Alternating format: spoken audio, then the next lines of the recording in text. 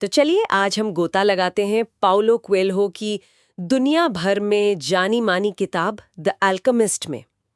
हमारे पास इसकी एक काफी डिटेल समीक्षा है जिसमें कहानी, उसके आइडियाज, लिखने का स्टाइल और उसका असर सब कुछ कवर किया गया है।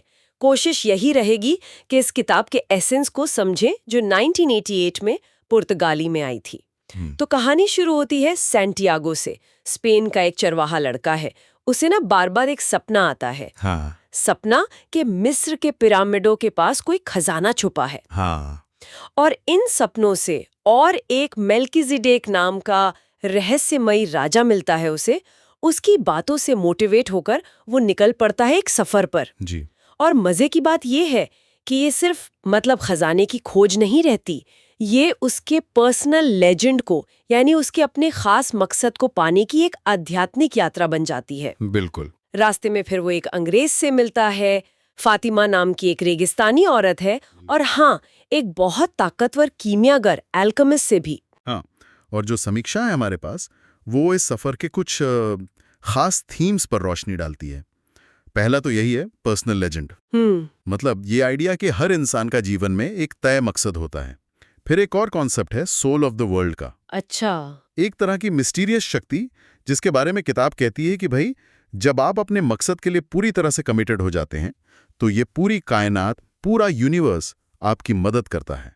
ये पर्सनल लेजेंड वाला आइडिया वाकई बहुत अपीलिंग है। मुझे लगता है समीक्षा भी यही कहती है कि यही वो बात है जो लोगों को इस किताब से इतना कनेक्ट करती है, अपने दिल की सुनने वाली बात। बिल्कुल।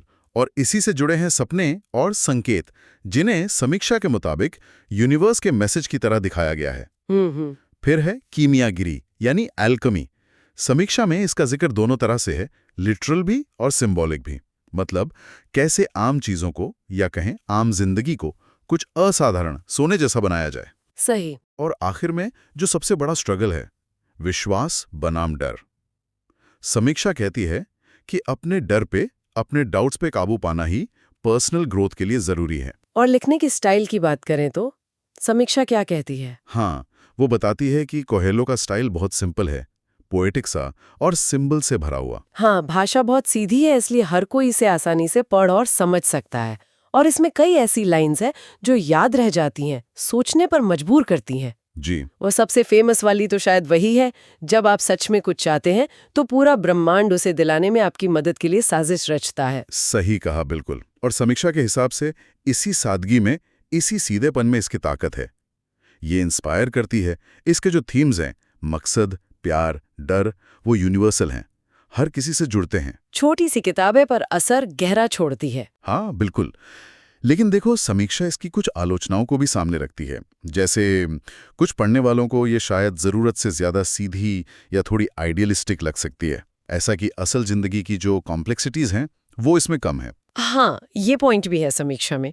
और ये भी कि जो मेन मैसेज है वो थोड़े रेपिटेटिव लगते हैं, और जो सपोर्टिंग कैरेक्टर्स हैं वो पूरे किरदारों से ज्यादा सिंबल्स या गाइड जैसे लगते हैं। ये एक इंटरेस्टिंग बात है।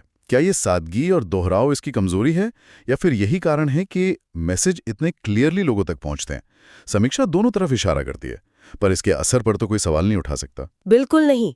समीक्षा बताती है कि 80 से ज्यादा भाषाओं में ट्रांसलेशन हुआ है और ये दुनिया की सबसे ज्यादा बिकने वाली किताबों में से एक बन गई। जबरदस्त। विल स्मिथ, मडोना जैसे बड़े नामों ने इसकी तारीफ की है, और बहुत से पाठक इसे लाइफ चेंजिंग मानते हैं।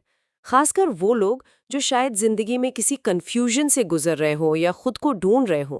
समीक्षा ने ओवरऑल 4.55 की रेटिंग दी है, जो काफी अच्छी है।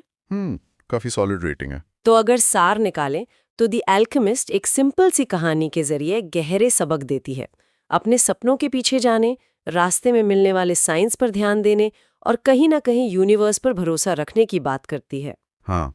समीक्षा के हिसाब से ये उन लोगों के लिए तो खास तौर पर पढ़ने लायक हो सकती है जो सपने देखने की हिम्मत रखते हैं, या किसी सफर पर हैं, या जिंदगी में कोई दिशा तलाश रहे हैं।